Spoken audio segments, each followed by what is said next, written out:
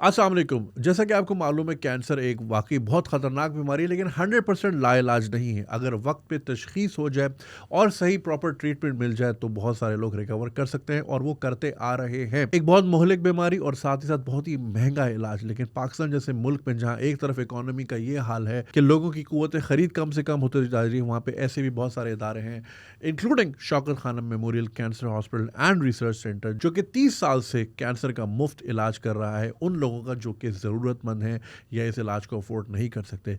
ये सिलसिला लाहौर से शुरू हुआ था लेकिन अब वो पेशावर से होता हुआ इंशाल्लाह कराची में तीसरा कैंपस बनने जा रहा है, बहुत ही बड़ा हॉस्पिटल बनने जा रहा है। तो इस सिलसिले में डॉक्टर फैसल सुल्तान जो कि शौकत खानम के CEO हैं हमारे साथ पॉडकास्ट पे मौजूद। हमने शौकत खानम के बारे में काफ़ी डिटेल बात की, किस तरह फंड रेजिंग होती है, किस तरह एलोकेशन होती है, मरीजों की तशख़ीस किस तरह की जाती है, किस तरह उनको सहूलत दी जाती है और काफ़ी इंटरेस्टिंग डिस्कशन रही। आइए चल के पॉडकास्ट पे सुनते हैं।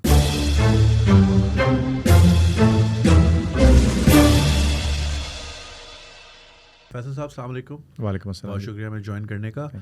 हम काफ़ी सालों से शौकत खानम के बारे में सुनते तो आ रहे हैं कि वो किस तरह बना और किस तरह वजूद में आया, लेकिन मैं आपसे जानना चाहूँगा ताकि आप हमारी ऑडियंस को बताएं शौकत खानम के बारे में थोड़ा इंट्रोडक्शन दें, उसकी क्या जर्नी रही, एक खुलासे में प्लीज़। शौकत खानम का जो स्टार्ट है वो अक्सर लोग एसोसिएट करते हैं करेक्टली विद द फैक्ट कि इमरान खान साहब की वालदा को कैंसर डेवलप हुआ और उसके दौरान इलाज के दौरान उनको ये ख्याल हुआ कि मुझे कैंसर अस्पताल बनाना चाहिए। ये बात तो दुरुस्त है, लेकिन कई दफ़ा मैं लोगों को ये याद कराता हूँ और दिल चाहता है उनको याद कराऊँ कि सिर्फ ये आधी बात है। इट इज़ नॉट जस्ट कि उन्होंने माँ की तकलीफ़ देखी और उनको ख्याल आया कि मैं कैंसर का अस्पताल बनाऊँ। माँ की तकलीफ़ का इलाज करवाने के लिए उनके पास मीन्स भी थे, रसाई भी थी, जगह भी थी, उनके पास वो तमाम तरीक़ाकार था जिसके ज़रिए मुल्क के अंदर मुल्क के बाहर वो अपनी वालदा का इलाज करवा सकते थे और उन्होंने करवाया भी। जो असल इम्पॉर्टेंट पार्ट है इस कहानी का वो ये कि इस जर्नी के दौरान जब वो इलाज माँ का करवा रहे थे तो उन्होंने देखा कि दाएं और बाएं जो उनके हमसफ़र थे, जो को ट्रैवलर्स थे, वो किस मुश्किल से गुजर रहे थे। उनके पास कुछ के पास मीन्स नहीं थे, कुछ के पास एक अंडर वन रूफ इलाज का तरीका नहीं था, एक्सपर्टीज़ की शॉर्टेज थी। सो ये जो अनमेट नीड थी ना किसी और की, अपनी नहीं, अपनी तो उनकी नीड उन्होंने मीट करवा ली, किसी और की अनमेट नीड की जो तकलीफ़ थी ना, this is what started Shaukat Khanum. और शौकत खानम की जो रूह है ना, जो असल स्पिरिट है, वो भी यही है of helping those that otherwise can't help themselves. और इसमें इंसानियत शामिल है, इसमें इंसानियत के बेहतरीन जो ख़वास हैं, the best parts of being a human, वो चीज़ शामिल है। तो शुरू इस तरह से हुई। फिर ज़ाहिर है उन्होंने मशवरा लिया दाएं बाएं से, कैसे मैं बनाऊं, क्या करूं, और उनको ये भी मशवरा मिला कि ये तो बन तो जाएगा लेकिन फिर चलेगा नहीं, फिर ये बन भी नहीं सकता, और वेरियस किस्म की चीज़ें। बट वो सिंगल माइंडेड उस वक्त, आपको पता है, वो एक चीज़ उनके जहन में थी, उन्होंने कहा जी करनी। फिर एक फ़ंड रेजिंग का पूरा स्ट्रेच था। ये सारा कुछ मेरे शौकत खानम ज्वाइन करने से पहले हो चुका था, तो इसमें मैं सुनी सुनाई पे चल रहा हूँ, लेकिन इसका एक हिस्सा जो है इस सारी कहानी का वो मेरे सामने हुआ छोटा सा, तो वो भी बताता चलता हूँ जिसका मुझे फ़र्स्ट हैंड इन्फॉर्मेशन है। और वो ये कि 1989 में मैं अमेरिका में मौजूद था, रेजिडेंसी करने नया गया था, 1 माह शादी हुआ था। तो पता चला कि जी इमरान खान साहब अमेरिका तशरीफ़ ला रहे हैं और वो कोई हॉस्पिटल बना रहे हैं। तो हमारे लोकल जो एक बड़े प्रोमिनेंट पाकिस्तानी डॉक्टर थे, हाल ही में उनका इंतकाल हुआ, डॉक्टर आरिफ तूर, उन्होंने उनको घर दावत दी और वहाँ एक डिनर किया जिसमें यंग पाकिस्तानी डॉक्टर्स और उनकी फैमिलीज़ वहाँ बैठे थे और वो सुन रहे थे कि ये है, प्लान बन रहा है। एक तरह का ब्रेनस्टॉर्मिंग सा विज़िट था। मैं उस पर नहीं जा सका, मैं कॉल पे था। अगली सुबह जिस हॉस्पिटल में मैं ट्रेन हो रहा था, वहाँ वो डॉक्टर आरिफ तूर साहब उनको लेके आए, खान साहब को, और उन्होंने वहाँ दिखाया उनको अस्पताल, और मुझे कहा तुम आओ साथ ज़रा हम दिखाएँ। तो वो एक छोटा सा हिस्सा उस जर्नी का है जिसकी नॉलेज मुझ तक बराह रास्त है। फिर 29 दिसंबर 94 को बहुत सारी एफ़र्ट्स के बाद, बहुत सारी और इस एफ़र्ट में जो टेक्निकल इनपुट थी, जो हॉस्पिटल को बनाने के लिए इंसाइट चाहिए थी फ्रॉम अ मेडिकल पर्सपेक्टिव, तो वो एक 1 मैन प्रोजेक्ट टीम थी एसेंशियली, और वो डॉक्टर नौशेरवान बरकी थे। वो इनके खाला के बेटे भी हैं, लेकिन ख़ुद वो अपनी फील्ड में ख़ासे पहचाने हुए एकेडमिक हैं और प्रोफेसर हैं। तो उनकी मदद उस साइड से थी। फ़ंड रेजिंग ये कर रहे थे, मार्केटिंग फ़ंड रेजिंग में जो बोर्ड था शौकत खानम का, वो कर रहा था। तो ये सारी जो एफ़र्ट्स हैं केम टू फ्रूशन 29 दिसंबर सन 94 को। तो इस तरह शौकत खानम शुरू हुआ। और इसकी रूह ये थी कि उन तक उनकी मदद करनी है जो खुद नहीं कर सकते, उनको खुद पैसे ना देने पड़े। और लेकिन इसके साथ साथ ये अप्रोच नहीं रखनी कि जस्ट बिकॉज हम चैरिटी कर रहे हैं तो उनके लिए बस एनीथिंग इज़ इनफ। नहीं, मेयार वो हो जो आप और मैं अपने आपके लिए पसंद करें, तो वो फिर वही मेयार हो जो गरीब आदमी को भी मिले। और ये देते वक्त, ये सर्विस देते वक्त, सर्विस देने वाले को और रिसीव करने वाले को इस चीज़ का किसी सूरत एहसास ना होने पाए कि मैं किसी सूरत कमज़ोर हूँ, या अगर मैंने पैसे नहीं दिए हैं तो मुझे जो इलाज मिल रहा है या जो मेरे से बर्ताव हो रहा है वो फ़र्क हो। ये थी जी सारी कहानी in a very brief nutshell of Shaukat Khanum. Ethos quite strong, और उसके बारे में हमने सुना भी काफ़ी। अच्छा, फंड रेजिंग की जब आपने बात की, मुझे भी याद है, I guess in primary school of course, जब खान साहब हमारे स्कूल भी आए थे, और वो बच्चों ने, किसी ने 2 रुपये, किसी ने 5 रुपये, और वो इमरान टाइगर वाले badges and this and that, तो वो काफ़ी हाई स्पिरिटेड था। Like it felt like you felt very empowered कि यार इसमें हाँ ओनरशिप थी। अच्छा, why Lahore, was it because Khan साहब was living there and was close to monitor के जो मेरा प्रोजेक्ट है ताकि मैं उसको मॉनिटर करूँ, या was it backed by some sort of data कि कैंसर की जो है मतलब ज़्यादातर केसेस कहाँ से आते हैं? क्योंकि इसकी जब साइटिंग डिसाइड हो रही थी तो उस वक्त का जो बोर्ड था, ये उस वक्त का फैसला है, चूँकि मैं वहाँ था नहीं, मुझे डायरेक्ट इन्फॉर्मेशन नहीं है नेसेसरली कि कोई डेटा इकट्ठा हुआ था या नहीं, बट मेरी अंडरस्टैंडिंग ये है कि बिकॉज खान साहब खुद लाहौर में थे और ये ख्याल किया गया कि प्रोजेक्ट को वहाँ बनाना, रन करना और मॉनिटर करना जो है ज़्यादा फीजिबल होगा अगर लाहौर में साइटेड हो। मेरे ख्याल से सिर्फ इतनी। It makes sense that way. अच्छा, हिस्ट्री और फाउंडेशन जो आपने बताई, अच्छा तो हम लाहौर में जो है फाइनली ये बन गया, तो इसमें अभी तक जो है कितने लोग जो हैं इससे मुस्तफ़ीद हो पाए इस सर्विस से? लाखों लोग जी। सो हर साल तकरीबन हम 10 से 12 हज़ार नए कैंसर के पेशेंट रजिस्टर करते हैं। अच्छा, थोड़ा कॉन्टेक्स्ट इसमें ज़रूरी है। हर साल हमारा ख्याल है कि 1.5 से 2 लाख के दरमियान, जो करंट एस्टिमेट है तकरीबन 1.25 लाख, 1,80,000 केसेस पर ईयर का है। ये इंसिडेंस है, मुराद ये कि हर साल के ये नए केसेस हैं। और हर साल हमारे यहाँ उसमें से तकरीबन 50,000 के करीब जो केसेस हैं वो हमारे तक पहुँचते हैं, और उसमें से 10 से 12,000 डिपेंड करता है। जब मोर रिसेंटली जब हमारे पास कैपेसिटी ज़्यादा है तो 14,000 के करीब भी केसेस हम रजिस्टर करते हैं। तो अब ये 28 साल का सफ़र है, इसको आप औसतन 10,000 से भी ज़रूर दे दें तो आपको फिगर आपके सामने, तो ये लाखों में चली जाती है बात। और सिर्फ ये वो लोग हैं जिनका कैंसर का इलाज या बराह रास्त जिनका हॉस्पिटल के अंदर इलाज हुआ है। उसके अलावा चूँकि हस्पताल की तशख़ीसी फैसिलिटीज़ हैं, डायग्नोस्टिक फैसिलिटीज़ हैं जिसमें रेडियोलॉजी है, लैब सर्विसेज वगैरह, तो अगर उसको करें तो वो तो चीज़ फिर मिलियंस में चली जाती है, लेकिन अगर कैंसर की बात करें तो वो लाखों में है। सही है। अच्छा, और ये जो कहते हैं कि बिल्कुल मुफ्त इलाज है, क्या इज़ इट एब्सोल्युटली ट्रू, या does it vary case to case, या किसी वजह से? बड़ा सादा जी। इसमें अगर 100 लोग आते हैं जिनका इलाज कैंसर के लिए होता है, उस 100 में से 75 ऐसे हैं जिनका इलाज फ्री होता है। फिर एक थोड़ी सी प्रोपोर्शन है जिनका इलाज कुछ प्रोपोर्शनेटली रिड्यूस्ड होता है, और ये यूँ कह लीजिए कि ख़ुद अपनी तरफ से पैसे देने वाले लोग जो हैं वो 25% से कम हैं। सो 75% से ज़्यादा लोग जो हैं उनका इलाज फ्री होता है। और जब भी से फ्री, तो इससे मुराद फ्री की मैं आपको मिसाल इस तरह से दे देता हूँ कि ना सिर्फ कि उनके कैंसर के इलाज के मुख्तलिफ पहलू जो हैं, surgery, radiation, chemotherapy, complications, diagnostics, even खाना जो वो खा रहे हैं वो सब फ्री है। ना सिर्फ वो फ्री है, बल्कि मिसाल के तौर पे एक शख्स आता है, खातून आती है, मर्द आता है, उसको ब्लड प्रेशर है, डायबिटीज़ है, तो उसकी उस दौरान कैंसर के इलाज के एक्टिव ट्रीटमेंट के दौरान ये जो क्रॉनिक डिजीज़ की दवाइयाँ हैं और उनकी केयर है, उसके डायग्नोस्टिक्स हैं, उसमें कंसल्टेशन है, वो सब इसमें शामिल होते हैं। अच्छा, हम अक्सर सुनते हैं कि एक शख्स है, मर्द या खातून, उनका कैंसर ट्रीट हो गया और फिर साल, 1.5 साल, 2 साल बाद रेमिशन हो गया, तो वो उनको प्रायोरिटी में लिया जाता है, या फिर ये कि उनको फिर किस तरह ट्रीटमेंट, या इज इट लाइक कि वो रिकॉर्ड में है तो बिल्कुल देयर इज प्रेफरेंस? वो ये होता है कि एक दफ़ा आप रजिस्टर हो गए और आप मौजूद हैं, और अगर रिलैप्स कर गया, वो कैंसर दोबारा आ गया, तो बाहर का वो आप शौकत खानम ही वापस आएंगे और वहीं इलाज उसका वहीं से पिकअप होगा जहाँ से वो एंड किया था या जहाँ से रिलैप्स हुआ।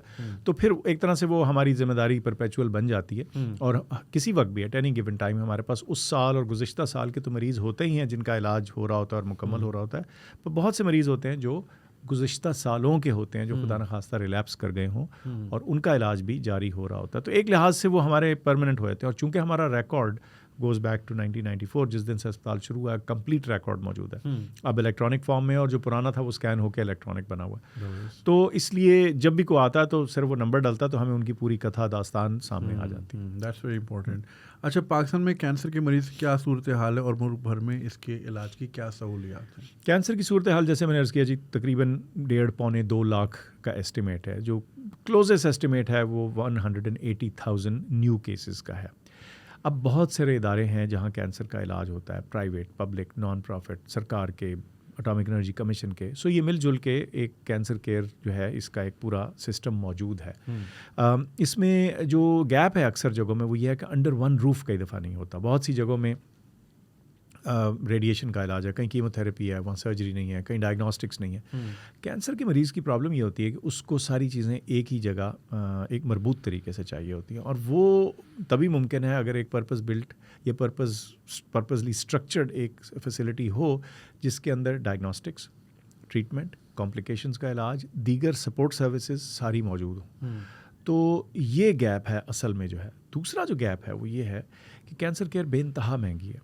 अब हम बात किया करते थे औसतन 1 से 2 मिलियन एवरेज, 10 से 20 लाख का खर्चा पर पेशेंट।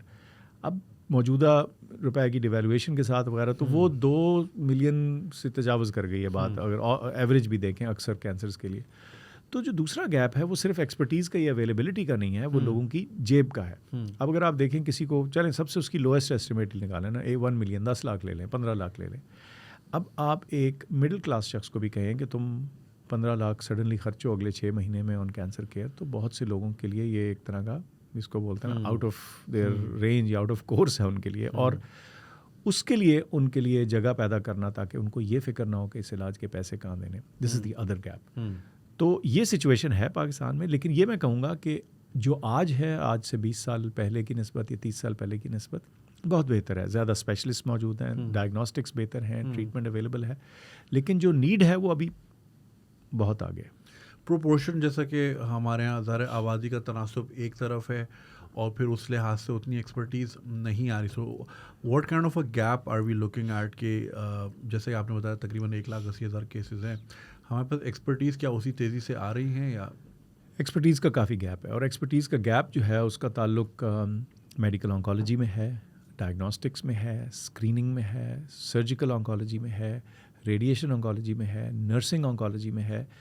तो गैप तो हर तरफ है। लेकिन एक चीज़ अच्छी है, एक खुशाइन चीज़ जो इस सारी कहानी में, वो ये है कि अब इन सब चीज़ों के ट्रेनिंग प्रोग्राम्स मौजूद हैं। तो जो अगली generation of specialist in these areas आ रही है उनमें से बेशतर जो है वो लोकली ट्रेंड है। वो बाहर से रिटर्न होने वाले यूएस या यूके से आने वाले डॉक्टर्स या नर्सेज नहीं हैं नेसेसरली, वो भी हैं, लेकिन साथ ये लोग भी हैं जो हमारे अपने सिस्टम के ट्रेंड हैं और बहुत वेल ट्रेंड हैं। और इनको शौकत खाना में तो हमारी कोशिश होती है कि जब हम लें तो इनको फिर हम ओवरसीज़ एक्सपोजर के लिए बाहर भी भेजते हैं ताकि बेहतरीन प्रैक्टिसेस वो देख के आए। तो कम से कम एक जो स्ट्रीम है ऑफ ट्रेनिंग वो चल पड़ी है, और वो फिर अपनी ताकत खुद ब खुद लेती है। अगर आपने 10 लोग ट्रेन किए तो कल को जब वो ट्रेंड हो जाते हैं तो वो 10 और को या 20 और को ट्रेन करेंगे। तो ये नंबर्स बाहर के पहले की निस्बत बेहतर हो रहा है। और सो आप ये कह रहे हैं कि आप के with in your hospitals training facilities भी हैं? बिल्कुल बिल्कुल जी। देखिए, कोई भी जो एक अच्छा साइंसी या मेडिकल इदारा होता है ना, जब तक वो 2 काम ना करे तो वो कटिंग एज पे नहीं रहता। एक तो ये है कि आपने अगली जनरेशन, अगली पौध को तैयार करना है, उनको ट्रेन करना है, और ये training part and parcel of care giving होता है। तो आपकी सारी केयर गिविंग के अंदर जो आपके रेजिडेंट्स हैं, फेलोज़ हैं, वो शामिल हैं और वो सीख रहे हैं, और हर रोज़ वो बतदरीज ईयर 1 से ईयर 2, 3, 4, 5 डिपेंडिंग कि कितनी लंबी रेजिडेंसी या ट्रेनिंग है, वो बढ़ते चले जाते हैं। उनकी स्किल एक पॉइंट पे आ जाती है, फिर वो इम्तिहान देते हैं, फिर फुली क्वालिफाइड हो जाते हैं। तो ट्रेनिंग शामिल है। दूसरी बात बहरहाल रिसर्च है, तहकीक, उसके बगैर भी आप कटिंग एज पे नहीं रहते। तो training is part and parcel, चाहे नर्सेज की हो, डॉक्टर्स की हो, और एट वेरियस स्पेशलिटीज़ की हो, वो सब बैक वक्त चल रही होती है। सही। अच्छा, व्हेन लाहौर हैपेंड, फिर पेशावर का ख्याल कैसे आया और वो चैलेंज कैसा रहा आपके लिए? पेशावर का ख्याल यूँ करके आया कि जब हमने, अच्छा, हम हमेशा से ना डेटा और उसके एनालिसिस और उसको देखते हमेशा रहते हैं, चाहे फंड रेजिंग के लिए हो, चाहे पेशेंट केयर के लिए हो, कि अपने फैसले जो हैं वो किसी मंतक की बेसिस पे हों बजाय इसके के। तो जब नंबर्स एनालाइज़ किए तो हमने देखा कि 25% लोग जो थे वो उस वक्त खैबर पख्तूनख्वा से आ रहे थे, और 5% तो अफ़गान थे। तो अगर आप 30% लोग देखें तो वो नॉर्थ वेस्ट से आ रहे थे, तो इसलिए जो नेचुरल जगह थी अगला अस्पताल बनाने की वो पेशावर था। फिर कुछ आसानी ये भी पैदा हुई कि उस वक्त की हुकूमत ने जो हमें ज़मीन दी, और उस वक्त बहरहाल पीटीआई की हुकूमत नहीं थी, वो ANP की गवर्नमेंट थी, उन्होंने हमें ज़मीन दी हयाताबाद में, बहुत अच्छी और मुनासिब जगह थी, और उसमें शौकत खानम पेशावर हमने कंस्ट्रक्ट किया, बनाया, उसको इनाग्रेट किया। सो 2015 में वो शुरू हो गया, और मकसद ये था कि जो लोग वहाँ से ट्रैवल करके आ रहे थे, इलाज तो आप उनका फ्री कर रहे थे, मगर जो डिसरप्शन थी ट्रैवल की, आने की, अपने घर से दूर होने की, आप सोचें ना, नौकरी से इतनी छुट्टी कहाँ मिलती है, किसी का कारोबार है, किसी की पंसारी की दुकान ही सही, वो महीने भर तो बंद नहीं कर सकते। तो ये जो लाइव्स में डिसरप्शन थी, इसको कम करने के लिए उनके करीब यह अस्पताल बना। अब अगर आप जाके देखें तो शौकत खानम पेशावर जो है वो नेचुरली लाहौर से चूँकि नया बना है, तो वो ज़्यादा मॉडर्न है, ज़्यादा स्लीक है, न्यू है, शाइनी है, हमेशा जैसे हम कहते हैं, तो तमाम state of the art equipment लगा हुआ। तो ये सारी जो थी सोच, उसके पीछे ये था कि नीड, ज़रूरत वहाँ थी, और यही इसके पीछे सोच थी। सही, ज़बरदस्त। टोटल अभी तक जितने आपके 2 हॉस्पिटल्स हैं माशाल्लाह, इस पे सालाना कितना खर्चा आ जाता है? जी, इस वक्त जो हमारा इस साल का फॉर एग्ज़ाम्पल बजट है वो तकरीबन 23-24 अरब रुपया है। इसमें उसको चलाने के ख़र्चे हैं सारे। ज़ाहिर है इस साल के बजट में उसके अलावा जो हमें थोड़ी सी हमारी नीड है वो कराची अस्पताल को मुकम्मल करने की जो कॉस्ट है वो अलावा, लेकिन ऑपरेशनल कॉस्ट आपने पूछी है तो वो इसी तरह समझ लें अंदाज़न आप 24-25 अरब रुपए के करीब है, जिसमें लाहौर और पेशावर दोनों शामिल। और ये कितना चैलेंजिंग होता है ये फंड रेज करना? ये चैलेंजिंग है। अब इस पैसे में कुछ पैसा तो वो है जो कि हमारी डायग्नोस्टिक सर्विसेज के ज़रिए आ जाता है, जिसमें हमारे टेस्ट हैं, लेबॉरेटरी टेस्ट हैं, रेडियोलॉजी सर्विसेज हैं, वो भी। लेकिन इसकी जो मेजॉरिटी है वो ज़कात और डोनेशंस के ज़रिए आती है। अब ये चैलेंज तो है, लेकिन सबसे मज़ेदार बात यह है कि हर साल ये चैलेंज हमें बड़ा भी लगता है, और इससे जो नए हमारे लोग आते हैं साथी, वो थोड़ा खौफज़दा भी हो जाते हैं कि इतना बड़ा फिगर कैसे। लेकिन हर दफ़ा ये मुमकिन होता चला जाता है। अब ये जनरॉसिटी ऑफ आवर पीपल है, और इदारे की अपनी क्रेडिबिलिटी भी है, और कॉज भी है। और फिर मैं आपको बताऊं, जो सबसे ज़्यादा हमारा कमिटेड डोनर होता है वो होता है जो ख़ुद इलाज करवा के गया होता है, और उसके साथ वाले बेड के ऊपर एक गरीब आदमी का उसी बीमारी का वही इलाज हो रहा होता है, और ये भी नहीं किसी को पता होता ये कौन है। तो वो बहुत ज़्यादा कन्विंस होकर जाते हैं लोग। तो अपहिल टास्क हर बजट में हमारे साथ होता है, लेकिन समहाउ हर साल सैलाब हो या ज़लज़ला, ये पूरा होता रहा। या दैट्स ट्रू। अल्हम्दुलिल्लाह पाकिस्तानी लोगों में ये स्पिरिट जो है बहुत ज़्यादा है, और हम देखते हैं कितने सारे इदारे चल रहे हैं, और ख़ास तौर पे रमज़ान में हम देखते हैं जिस तरह सबका ही पूरा हो जाता है। That's exactly right. Amazing. That's exactly. कोई ऐसी मिसाल आपकी in your experience in Shaukat Khanum, कोई ऐसी जिसने दैट you thought कि यार हम यहाँ फंस जाएंगे, but then something miraculous happened and then everything was streamline? सो अब आपके सुनने वाले कहेंगे ये रिहर्स्ड होगी, मुझे नहीं पता था आपने सवाल पूछना है। हाँ, ये लिखा हुआ भी ठीक है, और ये रियल जवाब मैं आपको देने लगा। तो ऐसे हुआ कि मैंने एक स्टेज के ऊपर हमारा प्लान था कि हमने रिसर्च का एक पूरा फ्लोर बनाना, तहकीक के लिए ना, उसकी जगह बनी हुई थी अस्पताल के अंदर, उसकी जगह मुख्तस हुई हुई थी, एलोकेटेड स्पेस थी, पूरा एक लेवल था एक बिल्डिंग का।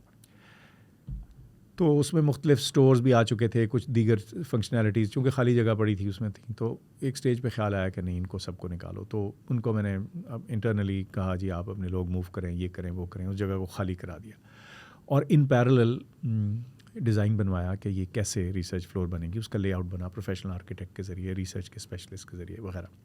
अब वो एक A4 पेपर के ऊपर मेरे पास प्रिंट आउट पड़ा था, इसी तरह ये जैसे कॉफ़ी पड़ी है, मेरे हाथ में कॉफ़ी थी और मेरी टेबल पे कुछ नहीं था, और उसकी कॉस्टिंग हुई हुई थी। तो मुझे ख्याल हुआ कि इसके लिए हमें तकरीबन 3 करोड़ रुपए चाहिए उसको फिनिश करने के लिए, इक्विप करने के लिए वगैरह। तो मैंने दिल में सोचा कि ये मैंने बनवा तो लिया है प्लान, तो मेरे तो जो पूरे ज़कात डोनेशंस के पैसे हैं वो तो नॉर्मल ऑपरेशंस में लग रहे हैं, तो इसका कहाँ से मुझे पैसे आएंगे। तो मैं सोच ही रहा था, ये सुबह का टाइम था, तो मेरा फ़ोन बजा, और मेरे एक साथी थे जो मार्केटिंग में काम करते थे, आबिद उनका नाम है, एक और इदारे में काम करते हैं, उनका फ़ोन था। उन्होंने कहा कि डॉक्टर साहब कोई प्रोजेक्ट है 3-1 करोड़ रुपए का, एग्जैक्ट वही फिगर एग्जैक्ट। तो मैंने कहा आबिद आप कहाँ हैं? उसने कहा मैं ऑफिस में हूँ। मैंने कहा आप भाग के मेरे पास आए हैं। वो कुछ बड़ा परेशान हुआ कि मैंने क्या कह दिया। मैंने कहा नहीं बस आप फ़ौरन जस्ट रन अप। खैर वो 2 मिनट में आ गए। सांस चढ़ा हुआ कि मेरा 3री मंजिल पे फ्लोर ऑफिस था। खैर नहीं, वो भागा हुआ आया। उसने कहा क्या हुआ? मैंने कहा बैठो, ये है तुम्हारा प्रोजेक्ट। तो ही सर अच्छा देखा। उसने कहा नहीं ये तो रिसर्च का है, वो जो डोनर है वो तो कोई सदका जारिया देना चाहते हैं। तो मैंने कहा कौन है? उन्होंने कहा एक खातून है, उनके पैसे हैं और उन्होंने देने हैं, लेकिन वो ये कहते हैं। तो मैंने कहा सदका जारिया, रिसर्च भी तो सदका जारिया है, इसमें तो हम जो करेंगे वो आगे चलेगी चीज़। तो आप उनसे मेरी बात करवा दें तो मैं देखता हूँ। वो खातून हमें मिली अगले 1-2 दिन के अंदर, और थोड़ी सी इस तरह बात हुई और उन्होंने अपना पर्स खोला और कहा कि मैं आपको चेक लिख देती हूँ। And this is a real story. वो फ्लोर उन्हीं के वालिद के नाम पे है और उसमें जो रिसर्च हो रही है वो सदका जारी है। बिल्कुल। अच्छा ये वैसे आपने बड़ी इंटरेस्टिंग बात की कि बहुत सारे लोग बिल्कुल उस अमल को ही समझते हैं कि यही सदका जारी है कि जहाँ किसी का इलाज हो रहा हो या किसी को खाना मिल रहा हो या कोई पढ़ रहा हो। मगर लोगों को ये भी समझाने की ज़रूरत है कि वो जिस फैसिलिटी में हो रहा है उसकी कहीं भी कोई दीवार भी बन रही हो, वो उसी पेशेंट को या उसी पर्पस को सर्व कर रहा है, उसी पर्पस को सर्व कर रहा है, तो वो भी उसी में ही शामिल होता है। But I think people get emotionally driven होते हैं। सो इसलिए ऑपरेटिंग थिएटर्स की और पेशेंट रूम्स की और प्रोसीजर रूम्स की सबसे पहले स्पॉन्सरशिप आ जाती है। लेकिन ये दूसरी चीज़ें कई दफ़ा नहीं। लेकिन देखें, एक कमरा तदरीस है, एक ऑडिटोरियम है, वहाँ से भी तो लोगों को तालीम मिलेगी जो कि फिर आगे जाके वो करेंगे।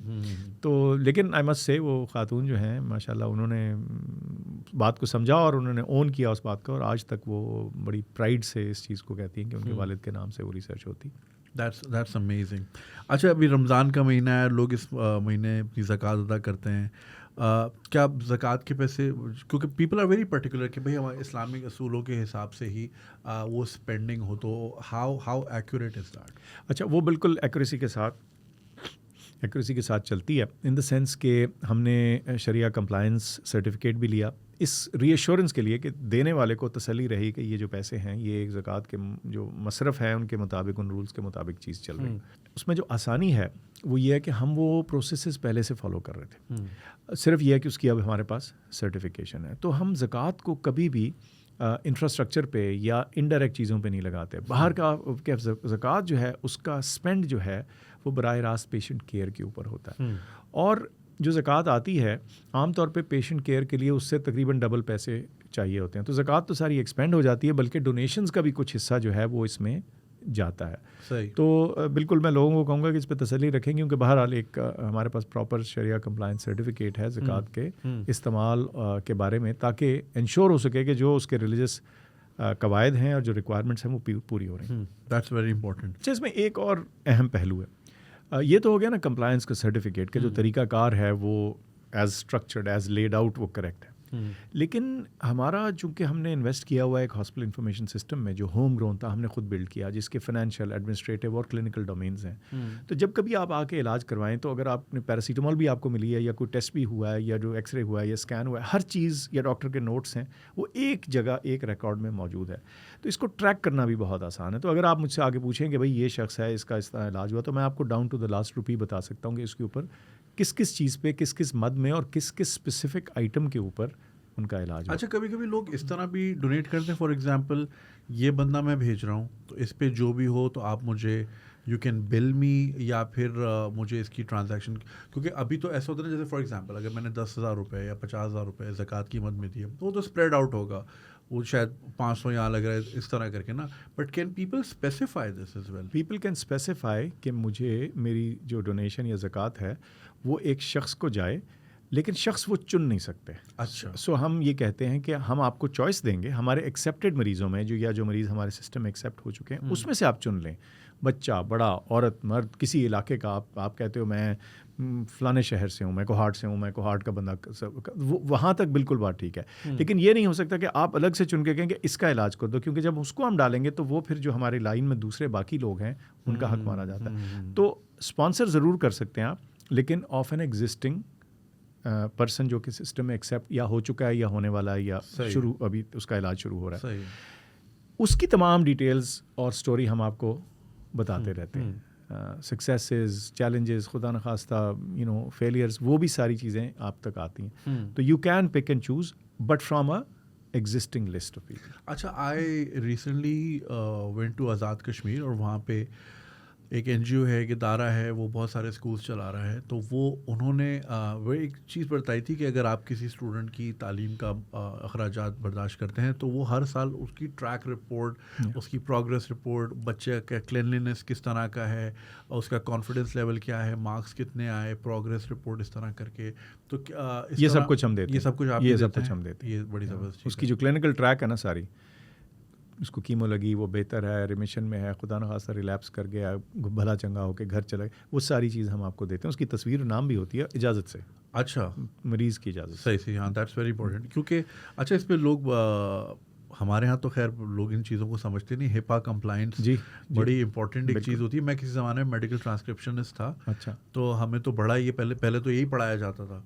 मैं बात कर रहा हूँ 2004 से लेकर 2012 के पीरियड में मैंने ये काम किया. उस ज़माने में बड़ी डिमांड थी उस काम की. तो हमें ये चीज़ बड़ी बताई जाती थी कि आप पेशेंट इन्फॉर्मेशन लीक नहीं कर सकते. बिल्कुल. और यहाँ पे हम अक्सर देख रहे होते हैं कि कुछ कॉरिडोर में और कैफेटेरिया में बात हो रही. हाँ. तो हमारे यहाँ हम बड़े स्ट्रिक्ट हैं जी इसके ऊपर. हम ट्रेन भी करते हैं, बताते भी हैं. हमारा सिस्टम लॉक्ड होता है. हम बाय पासवर्ड है, उसको आप अनऑथराइज्ड एक्सेस नहीं कर सकते. और हम पीरियोडिक रिव्यूज़ और ऑडिट्स करते हैं ये देखने के लिए कि आपने अगर इस पेशेंट इस रिकॉर्ड को एक्सेस किया तो आपके पास क्या ड्यू राइट था उसको एक्सेस करने का, या आपने रैंडम में कहीं कर दिया. और इसको हम सिस्टमेटिकली एनालाइज भी करते हैं, और इसमें कोई ब्रीच हो तो उसके ऊपर थोड़ी सी डिसिप्लिनरी एक्टिविटी एंड ट्रेनिंग भी की जाती है. अच्छा, ज़रा ऑडियंस को समझाएं कि ये प्राइवेसी ज़रूरी क्यों होती है. देखिए, बड़ी आप तो चूँकि ये कर चुके हैं, आपको तो खुद पता है, लेकिन आपका सवाल जो है बड़ा अहम मौका है इस बात को समझने के लिए. मेडिकल केयर जो है, वो जो प्रोवाइडर है और जो मरीज़ है उसके दरमियान एक सेक्रेड ट्रस्ट है. मरीज़ जब आपके सामने आता है तो वो फिगरेटिवली और लिटरली हर चीज़ अपनी सामने कर देता है. आप उसको एग्जामिन करते हो, आप उसकी सारी स्टोरी सुनते हो, आपसे वो बात वो कर देता है जो शायद अपने माँ बाप से ना करे, अपने बीवी से ना करे, बच्चों से ना करे. तो वो जो उसका ट्रस्ट है वो सेक्रेड होता है, उसमें उसको हम ब्रीच नहीं कर सकते. ये एक सेगा राज है, और ये प्रिविलेज जो है ये डॉक्टर के पास हासिल है. तो जब आपको उसने अपनी इतनी अहम बात बता दी तो फिर उसको सिर्फ उस शख्स को पता होना चाहिए जिसने आपकी मेडिकल केयर में उसका आपका हाथ बटाना है. तो अगर मैं फिजिशियन हूँ और मैंने सर्जन को रेफ़र करना है तो नेचुरली वो इन्फॉर्मेशन उस सर्जन तक तो ज़रूर जाएगी, लेकिन किसी दूसरे सर्जन तक नहीं जानी चाहिए. और बाहर कैफ सर्जन के घर वालों को नहीं पता होनी चाहिए, या मेरे घर वालों को नहीं पता होनी चाहिए. तो हम इस पर बड़ा ट्रेन भी करते हैं, और ये अहम चीज़ है. उसकी वजह यह है कि अगर मरीज़ को अपनी मेडिकल हिस्ट्री जो है उसके बारे में ये कॉन्फिडेंस ना हो कि सिर्फ यहीं रहेगी, तो हो सकता है वो हिचकिचाहट करे, सारी बात ना बताए. हो सकता है कोई ऐसी बीमारी उसको रही हो जिसमें किसी में कोई नदामत का एलिमेंट उसके जहन में आ चुकता हो, उसकी कुछ पर्सनल हैबिट्स ऐसी हों जो कि शायद वो हर एक को ना बताना चाहे. तो ये चीज़ें अगर आप पब्लिक कर दें तो फिर वो गलत है. तो इसलिए मेडिकल जो इन्फॉर्मेशन और जो हेल्थ रिकॉर्ड है, और वो हमारा कानून और हमारी एथिक्स और जो तमाम रूल्स हैं वो इसको प्रोटेक्ट करते हैं. अच्छा, मैं अक्सर देखता हूँ फेसबुक पे अगर लोग अच्छी नीयत से किसी की मदद भी करना चाह रहे हैं तो उसकी सारी रिपोर्टें, उसकी तस्वीर, सब कुछ लेके इंटरनेट पे डाल देते हैं. बिल्कुल. और ये बड़ा मसला हो जाता है. हाँ. अगले को फ्यूचर एम्प्लॉयमेंट में मसला हो सकता है. बिल्कुल बिल्कुल बिल्कुल. और दूसरी है कि अगर कभी कोई पब्लिक फिगर हो, उसकी बात आप कर रहे हो, तो आपको उनकी भी इजाज़त लेने की ज़रूरत है इससे पहले कि आप उसके बारे में बात करें. तो ये भी मौके आए हैं जिसमें हमने ये करना पड़ा, लेकिन हमें हमेशा इजाज़त लेके वो चीज़ की गई. तो ये जो बड़ी ये प्यारी सी चीज़ है, ये एक बड़ा ब्यूटीफुल कॉन्सेप्ट है कि जिसके साथ आप अपने तमाम मसाइल सामने रखते हैं, फिर उस इंफॉर्मेशन को कानून की और एक मोरालिटी की प्रोटेक्शन हासिल है. तो ये बिल्कुल प्रैक्टिस की जानी चाहिए. और इस पे हम माशरे में कई दफ़ा हमें उसकी ब्रीच नज़र आती है तो बड़ा दुख होता है. हाँ, पीपल डोंट इवन रियलाइज़ कि कितनी सेंसिटिव चीज़ें रोज़ तरह लेके जी सारे सर्टिफिकेट और मेडिकल रिपोर्टें सबके सामने होती हैं. It's very unfortunate. और आई थिंक लोगों का कॉन्फिडेंस भी इसलिए होता है because they know very well कि एक डॉक्टर वो ट्रेन हुआ है इस चीज़ पे कि वो मुझे जज नहीं करेगा. उसके लिए मैं एक पेशेंट हूँ, मैं एक क्लाइंट हूँ, मुझे उसी तरह ट्रीट करेगा. इसीलिए लोग ताकि लोगों में ये कॉन्फिडेंस है कि वो ओपनली अपनी बात कर सकें. देखिए, मैं इन्फेक्शियस डिजीज़ डॉक्टर हूँ. मेरे पास कई दफ़ा, जब मेरी जो स्पेशलिटी है वो इन्फेक्शियस डिजीज़ है, बहुत सी दफ़ा लोग ऐसी इन्फेक्शंस के साथ आते हैं जिसका नेसेसरीली वो अपने सारे मोहल्ले में और अपने सोशल सर्कल में जिक्र नहीं करना चाहते। तो हमें तो ये भी इंस्ट्रक्शन है कि अगर आप सोशली किसी को मिलते हैं और वो आपका पेशेंट है तो आप उनको पहले सलाम करने दीजिए। अगर वो रिकग्नाइज आपको करना चाहते हैं पब्लिकली तो बहुत अच्छी बात है, आप जवाब दे दें। और लेकिन आप ना करें, क्योंकि हो सकता है उनको दूसरे देखने वालों को ये ख्याल हो कि ये डॉक्टर क्यों इसको जानता है। ये इस हद तक इतनी बारीकी भी जो है अहम है। यही चीज़ good friend of mine she used to see this very famous psychologist here in Karachi. तो उन्होंने पहले दिन ही ये रूल रखा था कि अगर किसी पब्लिक सेटिंग में मैं आपको दिखूं तो ना आप मुझे जानती हैं ना मैं आपको जानती हूँ। तो ये लोग रियलाइज नहीं करते। खैर, अच्छा मुझे ये बताइए कि लोगों का हमेशा ये एक बहुत वैलिड कंसर्न रहता है, बिकॉज ऑब्वियसली पीपल लोग अपनी मेहनत की कमाई जो है उसका एक हिस्सा जो है इदारों को देते हैं, तो एक ट्रस्ट फैक्टर भी होता है। तो वो उनका हमेशा एक कंसर्न रहता है ऑडिट से रिलेटेड, शफाफियत से लेके। तो शौकत खानम जो है अपने मालियाती मामलात में कितना शफाफ है और क्या प्रैक्टिसेस आप करते हैं? इस हद तक शफाफ है कि मैं समझता हूँ, मैं अगर ये कहूँ कि शायद ही इतनी शफाफियत हमें कहीं और इतने आराम से नज़र आती हो। उसकी दो प्रूफ हैं। एक तो ये कि जो हमारा एनुअल ऑडिट होता है थर्ड पार्टी से, यानी जो ऑडिट फर्म से होता है, हर साल जो ही ऑडिट मुकम्मल होता है हम लिटरली अगले दिन उसको वेबसाइट पे अपनी डाल देते हैं। और पिछले 28 साल के जो ऑडिट्स हैं वो हमारे वेबसाइट्स के ऊपर पड़े हुए हैं। एक तो बात ये। लेकिन उसके अलावा जैसे मैंने आपसे कहा वो तो ऑडिट है, उसकी फाइनल एक रिपोर्ट है, वो वहाँ पड़ी है, उससे कॉन्फिडेंस आता है डोनर को। लेकिन जो दूसरी चीज़, जैसे मैंने पहले जिक्र किया था कि जो हमारी सारी ट्रांजैक्शंस हैं, जो हमारा सारा सिस्टम है वो इतना ऑटोमेटेड है कि मैं खुद बतौर चीफ एग्जीक्यूटिव भी उसको ब्रीच नहीं कर सकता। मैंने अगर दवाई लेनी है तो वो किसी ने मैंने खुद भी अपने लिए भी दवाई लेनी है, मैं अपने लिए प्रेस्क्राइब ही नहीं कर सकता। वो कोई और प्रेस्क्राइब करेगा, वो वहाँ से फार्मेसी में जाएगी, वो सारा प्रोसेस उसके लिए फॉलो होगा। तो क्लिनिकल डिटेल्स एंड जो फाइनेंशियल डिटेल्स हैं वो सारी कैप्चर हो रही होती हैं। और वो कहीं जो आउटफ्लो ऑफ मनी है वो डॉक्यूमेंटेड है। अब तो आपको पता है दुनिया इलेक्ट्रॉनिक पेमेंट्स पे आ गई है, चलो हम चेक्स भी अभी लिखते हैं, लेकिन वो सारी चीज़ जो है वो आपके हॉस्पिटल इंफॉर्मेशन सिस्टम के अंदर कैप्चर हो रही है। और ना सिर्फ के कैप्चर हो रही है, फिर वो रिट्रीवेबल है। किसी और मौके पे अगर आपने देखना है कि ये किधर एक्सपेंस हुआ है तो वो सारी चीज़ जो है वो सामने लाई जा सकती है। तो इसके ज़रिए बहुत ज़्यादा ट्रांसपेरेंसी आती है और हमारे अपने ऊपर जो वहाँ काम करने वाले हैं उनके ऊपर एक चेक आ जाता है कि आप उसको छुपा नहीं सकते। मैं किसी का लाके टेस्ट नहीं कर सकता। मिसाल के तौर पे मैं अपने किसी रिश्तेदार का लाके मैंने एक टेस्ट करना, वो मैं ये नहीं कह सकता कि जी मेरा रिश्तेदार है इसका आप टेस्ट कर दें, क्योंकि उसका मेडिकल रिकॉर्ड नंबर जनरेट होगा, टेस्ट ऑर्डर होगा, उसकी एक प्राइस सामने आएगी। वो जब तक प्राइस वो क्लियर नहीं होगी या वो सपोर्टेड मरीज़ नहीं होगा वो टेस्ट हो ही नहीं पाएगा। So it's a continuous loop of feedback. बिल्कुल continuous loop of checks on each step, and so वो अगला स्टेप हो नहीं सकता जब तक पिछला मुकम्मल ना हुआ। राइट। अच्छा मुझे ये बताएं कि जो बोर्ड है हाउ डेमोक्रेटिक इट इज़। कहीं वो खान साहब से इन्फ्लुएंस तो नहीं हो जाता किसी डिसीजन पे, या अगर फॉर एग्जांपल जैसे आपने एक्सपेंशन करनी है या आपने और लैब्स खोलनी है या आपने किसी भी किस्म की नई प्रैक्टिस वो करनी है, तो tell me about what happens in that room. देखिए हमारा जो बोर्ड है उसमें उसकी जो कंपोजिशन है वो कुछ ऐसी है कि उसमें खान साहब तो हैं, ठीक है, और वो चेयरमैन है। जो बाकी लोग हैं सारे वो सारे इंडिपेंडेंट लोग हैं, अपनी अपनी फील्ड्स में एक्सपर्ट्स हैं, अपनी अपनी फील्ड में वेल नोन लोग हैं और ओपिनियनेटेड हैं, वोकल हैं, अपना ख्याल रखते हैं और अपने ख्याल यानी एक ओपिनियन रखते हैं और उस ख्याल का इजहार करते हैं। और कभी भी ऐसे नहीं हुआ कि किसी को ओवर रूल कर दिया गया। बल्कि मैं आपको जब कई दफ़ा बात होती थी मैं हमेशा कहता था कि मुझे तो जिसे कहते हैं ना अंदर की हम व्यू करते हैं उस सारी चीज़ को, चूँकि हर बोर्ड मीटिंग में पिछले 20 साल से तो मैं बैठ रहा हूँ। बोर्ड बिल्कुल डेमोक्रेटिक तरीके से, ओपन तरीके से और बड़े लाउड तरीके से एग्री और डिसएग्री करते हैं और उसमें से फैसले लिए जाते हैं। गलत सही कोई फैसले भी हो सकते हैं, लेकिन at the end of the day they are done in a very open way. And Khan साहब is very receptive to arguments and disagreement. और ये हमेशा मेरा व्यू रहा है उनके बारे में कि जब कभी आप एग्री कर रहे हो तो वो शायद इतना उसने सुने, लेकिन डिसएग्री कर रहे हो तो वो खासे गौर से सुनते हैं। और काफ़ी और बहुत सी चीज़ों में हमने उनको स्वे किया है एक पॉइंट ऑफ व्यू से दूसरे पॉइंट ऑफ व्यू में, और बोर्ड मेंबर्स ने एक दूसरे को ओपिनियंस को चेंज किया। तो ये कलेक्टिव डिसीजन मेकिंग का प्रोसेस जो है बड़ा विगरस तरीके से हमारे यहाँ होता आ रहा है और अभी भी होता है। And I think that is the recipe of your success.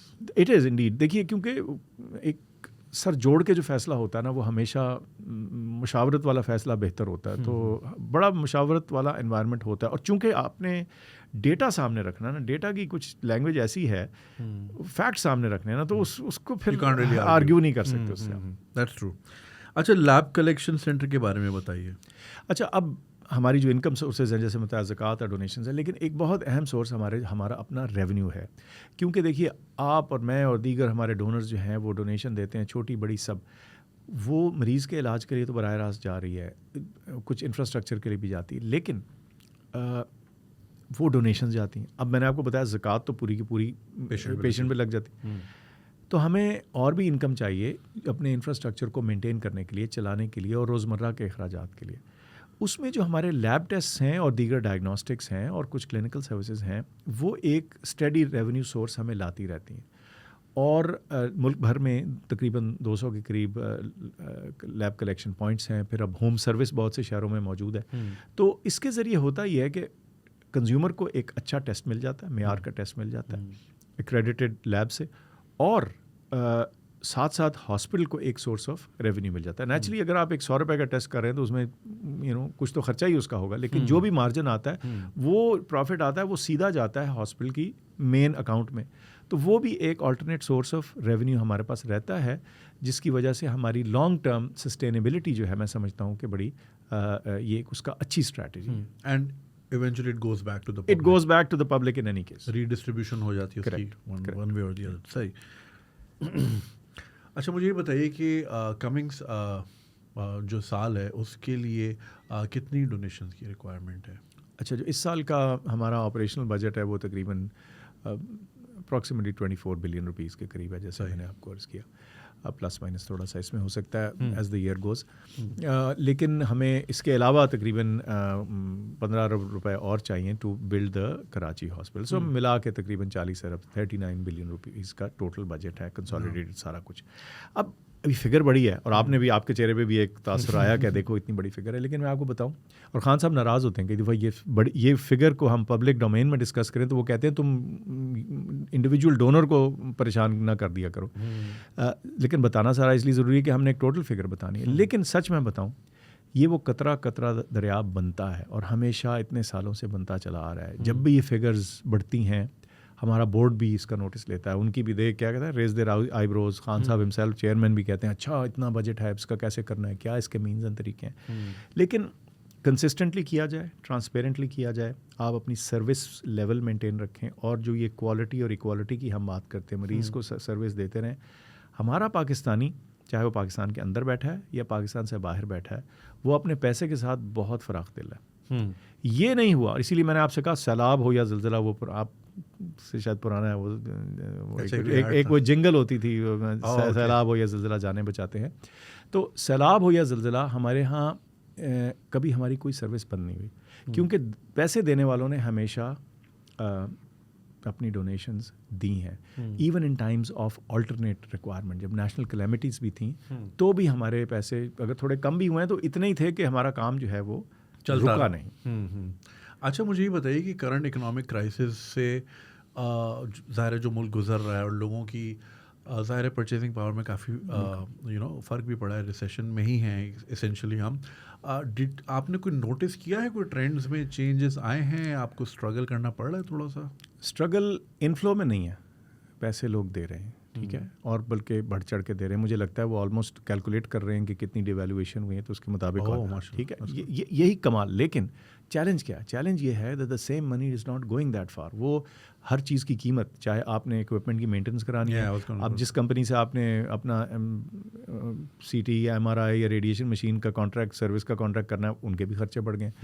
जो आपने रिएजेंट्स मंगाने हैं वो डॉलर में आने हैं, दवाइयाँ हैं उनमें से बहुत सारी जो हैं इम्पोर्टेड हैं, जो लोकल भी आप ले रहे हैं उनकी भी कीमतें बढ़ी। तो वो जो impact because of the economic situation आया है वो बिल्कुल डेफिनेटली, बट वो खर्चे की साइड से आया है। देने वाले अभी भी बड़ी फराख दिली से दे रहे हैं, लेकिन बहरहाल वो जो रिक्वायरमेंट है वो फर्दर बढ़ गई है। अच्छा, ये जो अभी इम्पोर्ट बैन लगा है, इसमें हम good friend of hours, he is also a YouTuber, उनकी मदर की कीमोथेरेपी चल रही थी, तो वो एक कंपनी है वो बड़ी सब्सिडाइज रेट्स में यहाँ पे दवाई पहुँचा रही थी, बट वो भी अब जनवरी से नहीं आ रही, और वो ब्लैक मार्केट में जो वो 1 लाख सवा लाख रुपए की दवाई थी, वो 3 लाख 3.5 लाख की, कोई कह रहा है मैं दुबई से ला दूंगा, कोई कह रहा है यहाँ से ला दूंगा। आपकी सप्लाई लाइन में कोई फ़र्क तो नहीं आया because of the import ban? बहुत चैलेंज है, मैसिव चैलेंज है, और वो चैलेंज ये है कि वो तो हर चीज़ इजीली अवेलेबल नहीं हो रही, जो हो रही है उसकी कीमत ज़्यादा है। सो उसके लिए आपने हर तरीक़ा से, हमने स्टॉक किया, चीज़ों को रखा, फोरकास्टिंग की, हमें इस चीज़ की ज़रूरत है, और अगर ये स्टॉक आउट हो गई तो हमारे पास ऑल्टरनेट क्या है इस चीज़ का। ये सारे प्लान्स लिखे लगाए मौजूद हैं, और so not only have we tried to buy in such an amount ताकि हमारा पहला क्वार्टर गुजर जाए, दूसरा गुजर जाए, यानी फोरकास्टिंग में मदद की है। कोशिश की है कि इंपोर्ट ऐसी कीमत पे कर लिया जाए ताकि बाद में अगर कीमत बढ़े तो फिर हमें उसका इम्पैक्ट ना हो। बल्कि हमने ऑल्टरनेट्स भी सोचेंगे, अगर सिरे से दवा मिले ही ना तो उसका प्लान बी क्या होना चाहिए। लेकिन ये बहुत बड़ा चैलेंज है, और मैं बताऊं इसमें एक हमें ना ये एक नेशनल सी कॉज है। मैं आपको मालूम है पीछे उसमें गवर्नमेंट के साथ भी था, ड्रग्स और प्राइसेस भी हमने देखी। ये एक चैलेंज है जो ड्रग प्राइसिंग है ना, ये बड़ा टची सा टॉपिक भी है। इसमें कोई दवाई की कीमत नाजायज़ बढ़ाना भी नहीं चाहता, ज़ाहिर है करेक्टली कोई पॉलिटिकल गवर्नमेंट जो है वो इसको पसंद नहीं करती। But on the other hand जो दवाई की अवेलेबिलिटी है वो भी कायम रखनी है, क्योंकि अगर अवेलेबल नहीं होगी तो फिर वो जो ग्रे चैनल्स और ब्लैक चैनल जो हैं उसके थ्रू 3 गुना कीमत पे फिर दवाई आती। तो इस पे भी कोई एक नेशनल कंसेंसस चाहिए हमें कि हमने इसको कैसे लेके चलना है ताकि फराहमी भी मौजूद रहे और जो बेस्ट प्राइस है वो आवाम को मिले। अच्छा, अभी जो आप कराची में बनाने जा रहे हैं शौकत खानम, ये कहाँ खड़ा हुआ है अभी और उसकी हम क्या देख रहे हैं एस्टिमेशंस? तो शौकत खानम जो लिटरली कहाँ खड़ा है वो DHA सिटी में है, और जो अपने प्रोजेक्ट के पॉइंट ऑफ व्यू से है उसका जो ग्रे स्ट्रक्चर है, जो फिज़िकल ढांचा है वो मुकम्मल हो गया। अब उसकी फिनिशिंग जारी है, और फिनिशिंग इसकी हमारी कोशिश है कि जो एसेंशियल एरियाज़ हैं जिसके ज़रिए हम इसकी ओपनिंग कर सकें 29 दिसंबर इस साल के आखिर तक। तो जी बिल्कुल, तो इंशाल्लाह वो हो जाएगा, लेकिन नेचुरली कुछ पोर्शन उसके बाद भी फिनिश होता रहेगा और रेडी होता रहेगा। तो ये यहाँ प्रोजेक्ट इस वक्त इस जगह मौजूद है। तो इंशाल्लाह हम 29 दिसंबर को एक चलता हुआ शौकत खानम कराची जो है आपके सामने रखने के काबिल होंगे अगर इंशाल्लाह। और ये कितने बेड्स पे मुश्तमिल होगा? जी ओरिजिनल जो इसका फाइनल स्ट्रक्चर और बिल्डिंग है ये 350 से ज़्यादा बेड्स हैं। और ये अगर मैं आपको एक बड़े आसान से तरीके से बताऊं तो जो शौकत खानम लाहौर की इस वक्त करंट स्टेट है उससे 2x है, ये डबल है। और जो पेशावर है उसकी भी फुल स्ट्रक्चर जो है वो लाहौर के बराबर का है, तो ये उससे भी डबल है। तो यानी उन दोनों की जो फुल फाइनल स्ट्रक्चर है उसकी निस्बत इसका फुल फाइनल स्ट्रक्चर जो है वो 2 गुना होगा। मिसाल हमारे यहाँ ऑपरेशन थिएटर्स लाहौर में 8 हैं, यहाँ 16 हैं। लाहौर में रेडिएशन बंकर्स जो हैं जहाँ रेडिएशन मशीन लगती है, इलाज होता है, शुआओं से इलाज होता है, वो 5 है। यहाँ 10 की गुंजाइश है, 10 बनकर बन चुके हैं। अब पहले फेज़ में 2 मशीनें लगेंगी, फिर उसके बाद उसको हम इंक्रीज़ करेंगे। तो हर चीज़ की जो कैपेसिटी है वो हमने कराची के साइज़ और फ्यूचर नीड्स के हिसाब से कोशिश की है कि as best as possible estimate करके रखी जाए। कराची सबसे बड़ा शहर है पाकिस्तान का, और ज़ाहिर नीड्स भी ज़्यादा होंगी। बिल्कुल। और जैसे कि आपने बताया पेशावर में मतलब जैसे लाहौर में ना सिर्फ KP के बल्कि अफ़गानिस्तान से भी पेशेंट्स आ रहे थे, इसी तरह कराची में भी if you go to cardio hospital 100% you see people coming from all over. In fact यहाँ पे what's this therapy called, cancer की एक थेरेपी होती है, gamma knife, cyber knife. So cyber knife का एक इदारा है यहाँ पे, वहाँ पे मैंने देखा यमन से लोग आए हुए थे। वो बड़ी जी एक्सपेंसिव टेक्नोलॉजी है, सो देयरफॉर जहाँ लगी हो फिर नेचुरली उसकी डिमांड होती है। और जहाँ जब एक डेवलपिंग मुल्क में लगी हो तो आमतौर पे उसकी जो प्राइसेस होती हैं ना वो बड़ी कंपैरेटिव होती हैं, तो इसलिए दूर दूर से लोगों का आना कोई अचंभे की बात नहीं। और शौकत खानम में कौन कौन से कैंसर्स ट्रीट हो रहे हैं? Virtually every kind of cancer is treated, बच्चों में, एडल्ट्स में, हर तरह का। लेकिन हमेशा हमारे लिए जो चैलेंज रहता है कि हर किस्म के कैंसर में हमारी जो टोटल कैपेसिटी है वो फाइनाइट है। जाहिर है, मैंने आपसे कहा ना जी, एक तरफ 2.25 लाख कैंसर्स का एस्टिमेट है, उसमें से 50,000 हमारे दरवाजे पे आते हैं, जिसमें से अगर आपने 12-14 हज़ार ले लिया तो इसका मतलब कई हज़ार ऐसे हैं जो आप नहीं ले पाएंगे। तो वो हमें कैपेसिटी कंस्ट्रेंट्स की वजह से कई दफ़ा कुछ कैंसर्स में ये लगानी पड़ती है कि जी इसमें एक एज का कट ऑफ है, इसमें ये ट्यूमर टाइप का कट ऑफ है, स्टेज का कट ऑफ है, ताकि उन लोगों को लिया जा सके जिनका सबसे सुथरा, अच्छा, इफेक्टिव इलाज हो सके, instead of overloading the system and then फिर किसी का भी अच्छा इलाज नहीं। एंड आई थिंक आप शायद ये भी देखते होंगे कि प्रिवेंशन रेट किस में ज़्यादा है? प्रिवेंशन से ज़्यादा जी, चूँकि हमारे पास वो अब क्योर के लिए आ रहे होते हैं या ट्रीटमेंट के लिए आते हैं, किसके क्योर रेट सबसे ज़्यादा? Sorry, by prevention I mean prevention of death. Oh जी, दैट्स राइट। So Yeah. जो जहाँ कहीं आप बेहतरी या क्योर अचीव कर सकें, सबसे ज़्यादा चांस जहाँ हो, आप अपनी रिसोर्स उस कैंसर पे लगाना चाहिए। दूसरी बसूरत दीगर कई दफ़ा रिलैप्स होकर फिर हो जाए, हमारा ही मरीज़ है, आपने इलाज कर दिया, उसका इलाज हुआ भी, जैसे आपने फरमाया शुरू में, रिलैप्स होकर वापस आ गया। अब रिलैप्स होकर वापस आ गया और हो सकता है कि उसकी स्टेज ऐसी बन गई कि जिसका प्रॉपर इलाज नहीं हो सकता। आपने एक साइकिल ट्राई किया, कोई एक टाइप ऑफ कीमोथेरेपी ट्राई की, फिर दूसरी, फिर तीसरी, फिर एक पॉइंट आता है कई दफ़ा कि आपके पास इलाज की ऑप्शन नहीं रहती। उस सूरत में palliative care and comfort care and effective pain control, ये बहुत चीज़ें ज़रूरी होती हैं। देखिए, ज़िंदगी मौत तो कहीं और से, अब किसी पॉइंट पे हमने ये भी देखना होता है कि मरीज़ का कम से कम हम और कुछ नहीं अगर कर सके तो दर्द तो दूर कर दें। तो फिर हमारे पास पेन एंड पैलिएटिव सर्विसेज भी मौजूद हैं और वो भी कैपेसिटी का शिकार हो जाती हैं, क्योंकि नीड इतनी ज़्यादा ना, मुल्क बहुत बड़ा है और हमें फैसिलिटीज़ और से और चाहिए। अच्छा, यहाँ पे लिखा है फाइनेंशियल बजट कराची का 16 अरब रुपए, क्लिनिकल रेवेन्यू जिसमें तकरीबन 8.9 अरब है, डोनेशंस, ये डोनेशंस अचीव नहीं है, टारगेट है? ये टारगेट है जी। टारगेट है 7.5 अरब का, ज़कात 7 अरब, और ये टोटल तकरीबन 40 अरब पे ये सिलसिला जा रहा है। अच्छा, जो लोग रमज़ान में शौकत खानम को अपनी ज़कात वतिया देना चाहते हैं, वो कौन से तरीक़ों से ये फ़राइज़ अंजाम दे सकते हैं? तमाम जो कन्वेंशनल और मॉडर्न तरीके हैं, आप वो 770 के SMS से छोटा सा एक अमाउंट दे सकते हैं, उससे लेकर आप cheques, electronic transfers, credit cards, अगर आप मुल्क के अंदर हैं उसके तमाम तरीक़ेकार जो पाकिस्तान के कवानीन हैं उसके मुताबिक वो जो लीगल हमारे चैनल्स हैं पैसे देने के, डोनेट करने के, वो मौजूद हैं।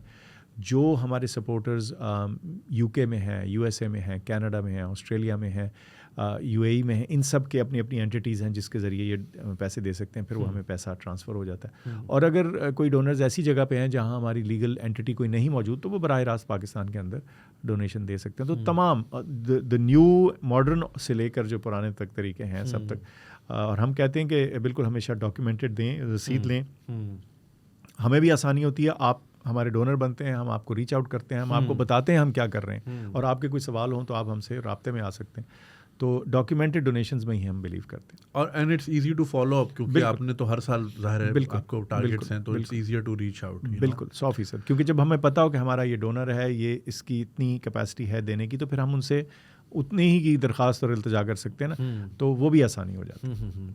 और ओवरसीज़ पाकिस्तानीज़ का बड़ा ज़ाहिर है बहुत ज़बरदस्त रोल रहा है, और खान साहब तो खुद भी हमेशा ये बात बारहा कह चुके हैं कि बहुत बड़ा रोल उनका रहा है, and then every time he goes out for fund raising. देखिए, ओरिजिनली कन्वेंशनली हमारे पास 30% जो रेवेन्यू स्ट्रीम थी वो ओवरसीज़ से आती थी, 30%, ठीक है, 70% पाकिस्तान में थी। लेकिन हुआ ये है कि एक तो खैर रेवेन्यू ओवरसीज़ से आई भी बहुत है, लेकिन अब वो डॉलर रुपी के डिवेल्यूएशन की वजह से उसकी वर्थ भी बढ़ गई है, तो वो 70-30 की बजाय तकरीबन अब आधी के करीब आ चुकी है। सही।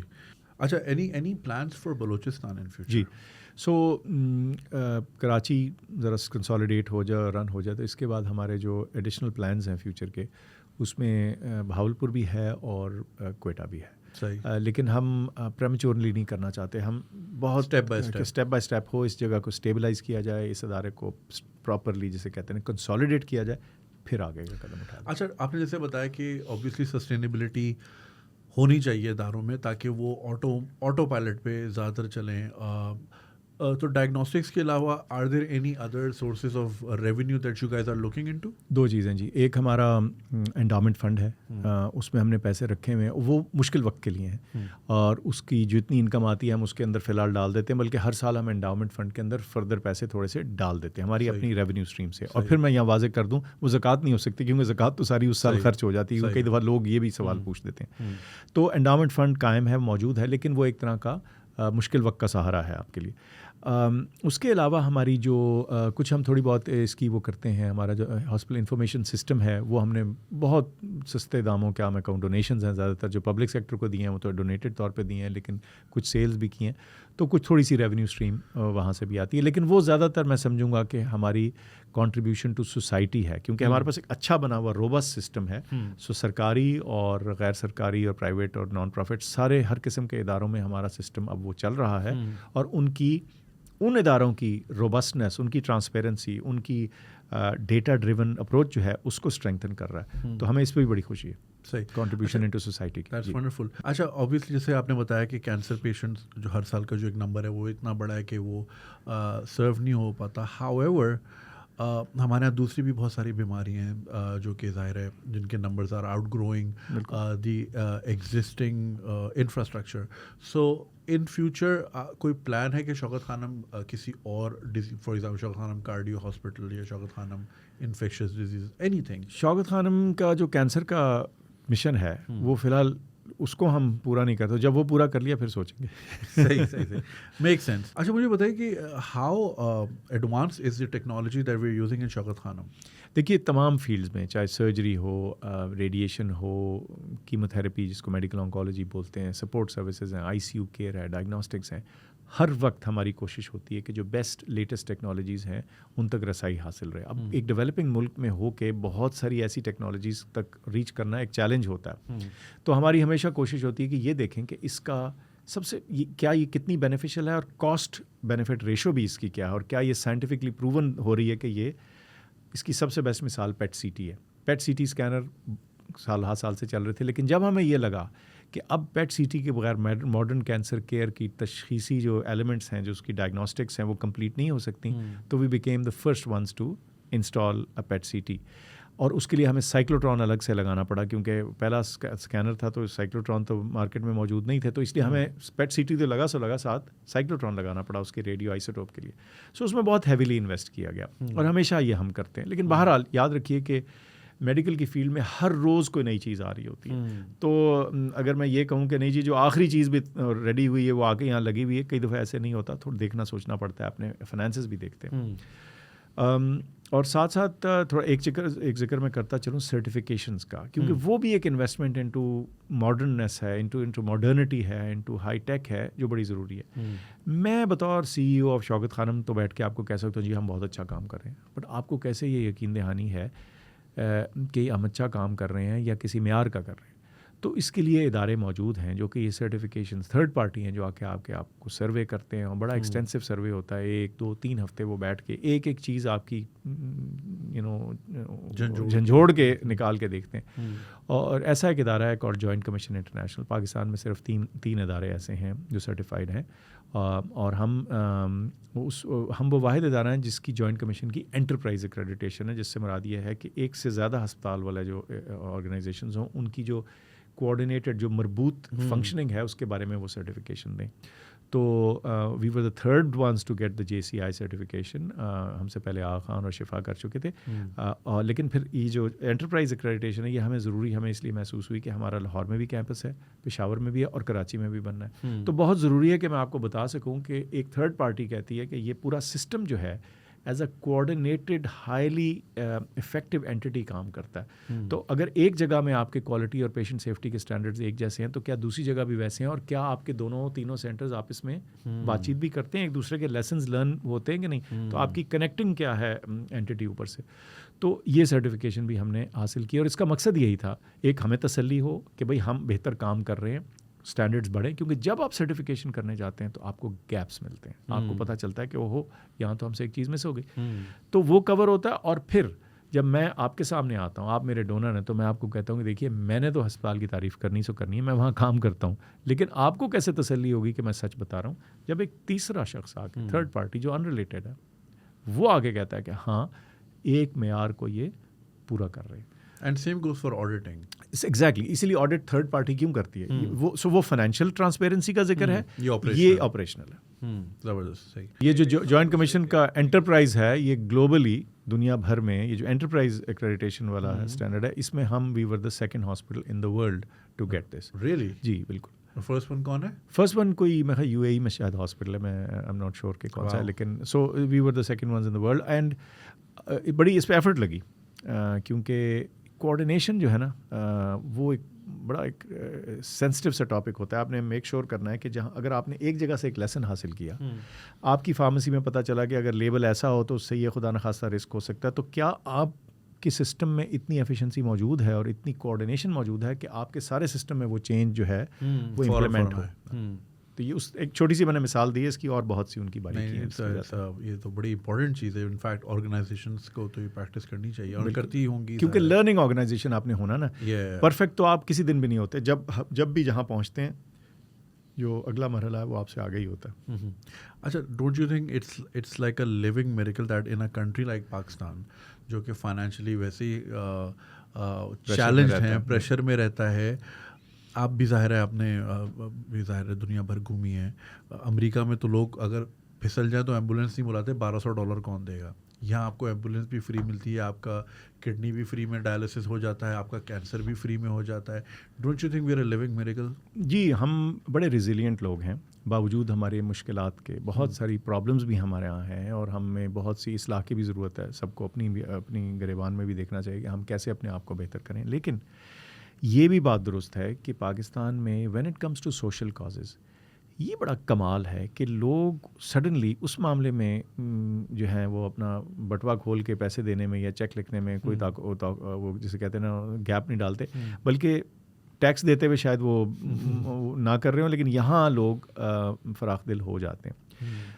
दूसरी बात यह है कि हमारे सिस्टम में बहुत कैपेबिलिटी भी मौजूद है। मैं थोड़ा सा बोरो करके फ्रॉम दी अदर एग्जांपल, अब हमारा वैक्सीनेशन प्रोग्राम जो था कोविड के लिए, उसमें हमारे ही सिस्टम ने दिन में लाखों वैक्सीन डोजेज़ लगाई और इतने बड़े एक्विटेबल तरीके से लगाई हमारे।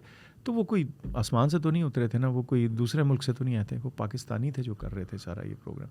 तो ये हमारे सिस्टम में बहुत स्ट्रेंथ मौजूद है, ना सिर्फ कि जिस चीज़ का आप जिक्र कर रहे हैं कि financial support for various conditions etcetera, and it's so nice कि हमारे यहाँ एक एम्बुलेंस सर्विस है। और अब मैं देख रहा था कराची में भी नंबर वही यूज़ हो रहा है, थैंक गॉड, एक सिंगल सिस्टम, आप नंबर करें वो एम्बुलेंस आती है।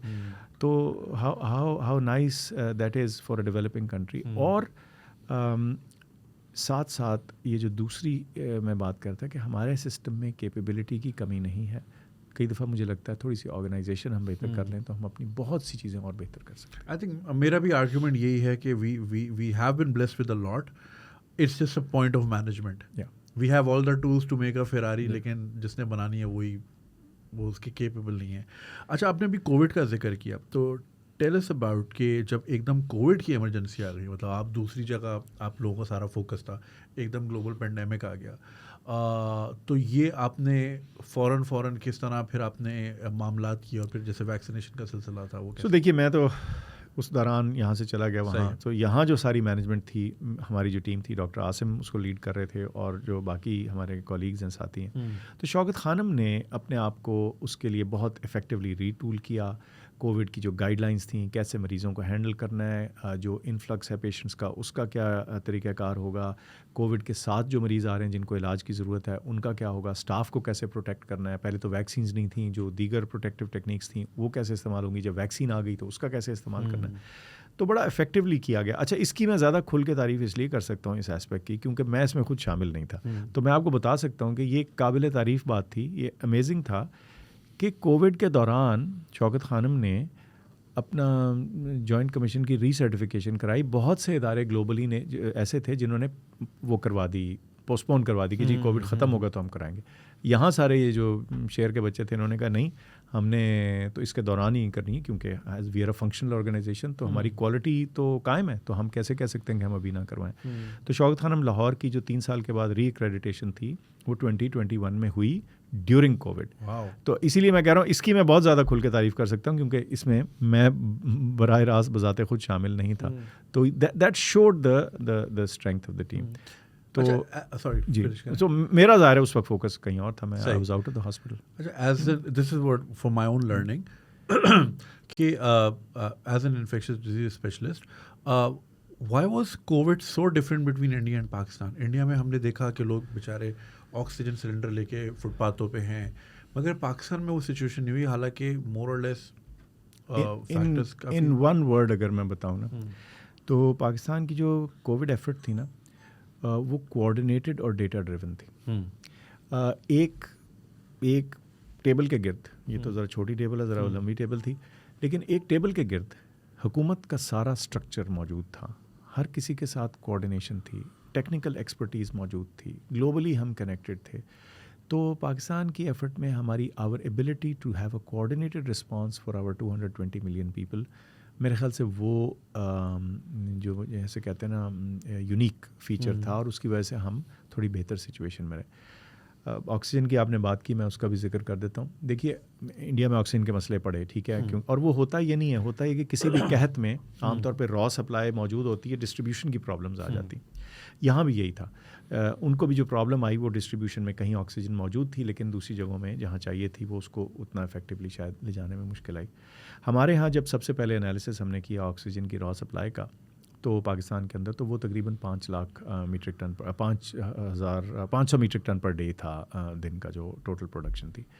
और जब उसको एनालाइज़ किया गया तो ये पता चला कि अगर हम थोड़ी सी कोऑर्डिनेशन कर लें और कुछ ब्लॉक्स जो लगे हुए थे कुछ चीज़ों के लिए, मुख्तलिफ मिनिस्ट्रीज़ की कोऑर्डिनेशन के ज़रिए, मिनिस्ट्री ऑफ इंडस्ट्रीज़, उसमें FBR का रोल था, मुख्तलिफ इदारों का, जब उसको सॉर्ट आउट किया गया तो 1-2 सिक यूनिट्स चल पड़े। कुछ ऐसे थे जिनको के कुछ, किसी का बिजली का कनेक्शन का मसला था, किसी का कुछ था, छोटी छोटी चीज़ें। जब उनको सॉर्ट आउट किया तो जो ऑक्सीजन की प्रोडक्शन थी वो 500 मीट्रिक टन से 800 पे चली गई within a few weeks.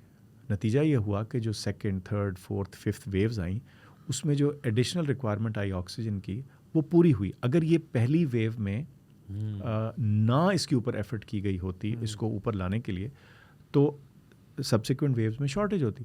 तो ये वो थी जो प्लानिंग थी, जिसमें कोऑर्डिनेशन थी, और इसमें किसी को ये फिक्र नहीं थी कि कौन क्रेडिट ले रहा है। आप यकीन करें, मैं आपको बताऊं, इतने लोगों ने इस चीज़ में, मैं सिर्फ ऑक्सीजन की बता रहा हूँ आपको, मिनिस्ट्री ऑफ इंडस्ट्रीज़ का जिक्र किया, मिनिस्टर फॉर इंडस्ट्रीज़ उस वक्त हमाद थे, बड़ा उन्होंने एफर्ट किया, उनके सेक्रेटरी साहिबान जो थे, एडिशनल सेक्रेटरी जो थे, जिस किसी ऑक्सीजन की इंडस्ट्री जो थी, कितना उन्होंने कोऑपरेट किया इसमें, हर कोई, एवरीबडी केम टुगेदर। तो हमारा जो all of the nation approach थी ना पाकिस्तान में, NCOC was really probably a remarkable success in bringing everybody together. जो हमारा मिलिट्री कंपोनेंट था, they were very efficient in doing everything. वो इतना उनका ज़बरदस्त कोऑर्डिनेशन और फॉलो अप था कि मैं आपको बता नहीं सकता। चेयरमैन असद उमर थे, he was the right guy for leading this effort. उनको गवर्नमेंट का भी पता था, प्राइवेट सेक्टर को भी वो जानते थे, बड़े नंबर्स ड्रिवन आदमी है, वो एनालिटिक आदमी। तो मतलब the number of people to give credit to this is endless. Data वाले जो हमारे लोग थे उन्होंने क्या काम किया, वैक्सीन वाले जो लोग थे, NDMA ने जो खिदमात की। तो मैं समझता हूँ कि एक consolidated coordinated effort in the best way possible ये हुई, और नतीजा जो है उसका कुदरत ने हमें उसका रिवॉर्ड दिया। Is another pandemic imminent? कभी ना कभी तो जी पेंडेमिक ज़रूर कोई आएगी, और just a matter of time. लेकिन सोचना ये है कि क्या पेंडेमिक आती है या नहीं, हम उसके लिए तैयारी रख सकते हैं कि नहीं ग्लोबली। और मेरे ख्याल से कम इसके बाद तो सबको एहसास होना चाहिए कि इसकी ये ऐसी चीज़ है जिसमें होना चाहिए। वैक्सीन प्रिपेयर्डनेस है, वैक्सीन प्रोडक्शन के हब्स चाहिए रीजनल, ताकि सारी दुनिया सप्लाई हो सके। ये तो नहीं हो सकती, ये तो अब क्लियर हो गया ना कि 2 मुल्क अपने आप को प्रोटेक्ट करके तो नहीं प्रोटेक्ट कर सकते, सारी दुनिया को प्रोटेक्ट करना। तो पाकिस्तान के अंदर हमारी कोशिश थी कि जो नेशनल इंस्टीट्यूट ऑफ हेल्थ है उसके अंदर CDC बनाया जाए। वो बना कानून के ज़रिए, नेशनल हेल्थ डेटा सेंटर है।